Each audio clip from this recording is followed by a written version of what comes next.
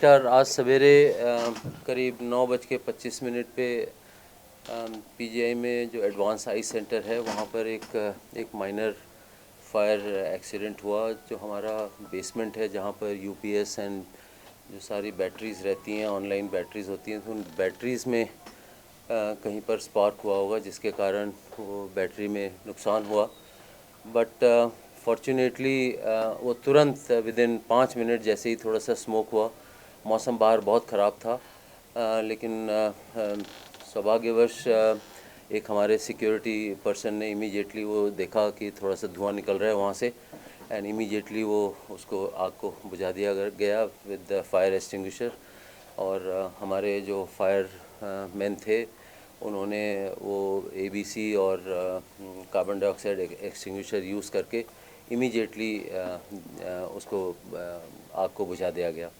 कोई भी नुकसान नहीं हुआ। एक बचाव के लिए सारे पेशेंट्स को इवैक्यूएट किया गया एंड उस समय ऑपरेशन की तैयारियां चल रही थी। लकीली कोई ऑपरेशन वगैरह नहीं हो रहे थे, तो किसी भी तरह का नुकसान नहीं हुआ एक्सेप्ट जो भी बैटरीज़ में थोड़ी सी जो नुकसान हुआ उनको छोड़ के, और किसी भी जान माल या किसी भी ऐसे इंफ्रास्ट्रक्चर का कोई नुकसान नहीं हुआ है।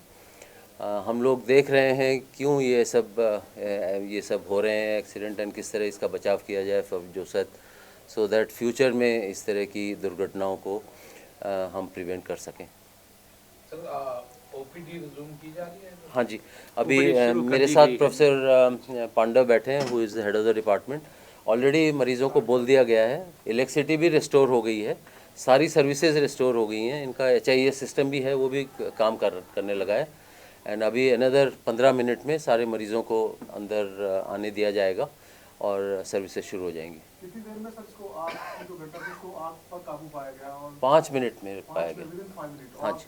फायर ब्रिगेड को भी सूचित किया? फायर वो एक प्रिवेंशन ये था, इसीलिए सूचित किया गया था, बट उनकी ज़रूरत नहीं पड़ी क्योंकि यहीं पर ही इमीडिएटली हमारे जो फायर पर्सन्स थे उन्होंने फायर के ऊपर कंट्रोल पा लिया। फायर सेफ्टी नॉर्म्स है उनकी जो पालना है, चंडीगढ़ में दूसरी घटना हुई है आग लगने की, क्या ऐसी दिक्कत लग रही है? ये अब कई बार ना कुछ चीज़ें होती हैं जो कई बार पता नहीं चलता, बट हमारी तरफ से अभी मैं जस्ट इंक्वायर कर रहा था हमारे बायोमेडिकल डिवीज़न से, अभी रिसेंटली ही इसकी इंस्पेक्शन हुई है।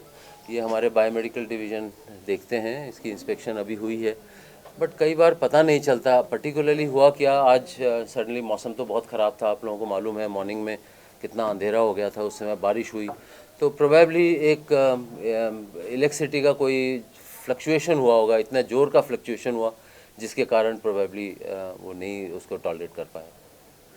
ओपीडी के टाइमिंग भी एक्सटेंड करेंगे? हाँ जी, ज़रूर करेंगे। लगातार नहीं, जो पेशेंट आए हैं उनको देख के जाएंगे।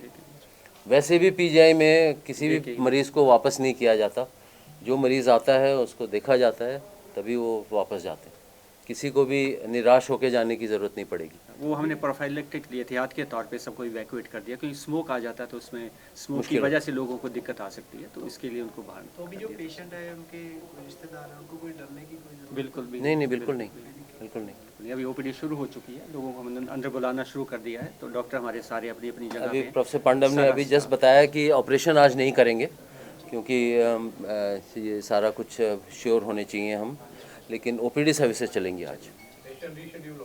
ऑपरेशन रीशेड्यूल करने पड़ेंगे क्योंकि ऑपरेशन के टाइम पे हमें इलेक्ट्रिसिटी एक बहुत ही कांस्टेंट सप्लाई चाहिए होती है, उसको कोई भी इंटरप्शन हो तो फिर प्रॉब्लम आती है, तो वो जब वो इंश्योर हो जाएगा कि ये नहीं होगा तो हम मोस्ट प्रोबेबली कल से वो भी शुरू कर देंगे। Can we say there is no major damage, nothing? Absolutely. There is no need to go for any panic. No. Not at all. So can you speak a little bit in English also? So all the services. I think Hindi सब लोग समझते हैं, हमारी राष्ट्रभाषा है, I think सब समझ जाएंगे। ठीक है sir, thank you sir. Thank you. यहाँ पे ये आग लगी है, वहाँ कोई चूहा भी मिला है, उसकी भी कोई वजह बताइए। मुझे इसकी कोई जानकारी नहीं है।